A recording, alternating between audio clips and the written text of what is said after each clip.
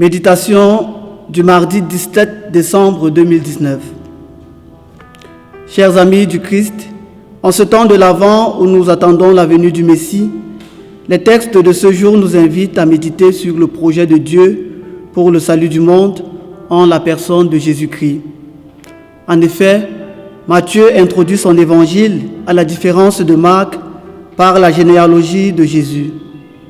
Cette kyrielle de noms à majorité de l'Ancien Testament veut nous faire comprendre que la venue du Messie, Jésus-Christ, que nous attendons à Noël, n'est pas accidentelle ou le fruit du hasard.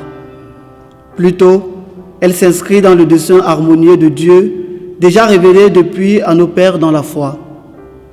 On pourrait dire qu'une généalogie, quoi de plus ennuyeux. Loin de l'ennui, cette liste d'ancêtres de Jésus véhicule le message qu'en lui, l'attente d'Israël est terminée. Et c'est là le cœur de cet évangile. Oui, chers frères et sœurs, Matthieu nous appelle ainsi à contempler Jésus, lui qui est au centre de cette bonne nouvelle.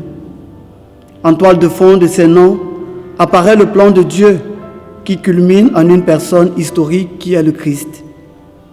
De fait, Jésus est la promesse faite à Abraham et la descendance bénite de David. Il est le Messie attendu qui nous apporte le salut.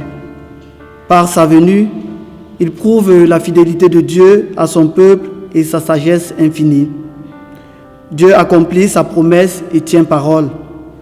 La promesse de Jacob à ses fils dans la première lecture trouve alors son accomplissement en Jésus, car il est celui à qui le pouvoir appartient. À sa venue, comme le dit le psalmiste au psaume 71, fleurira la justice, grande paix jusqu'à la fin des temps. En ce temps d'attente, les textes de ce jour révèlent donc la sagesse et la puissance de Dieu qui, pour sauver l'humanité, passe par de simples êtres humains. D'Abraham à David, c'est l'histoire de la foi qui est déclinée.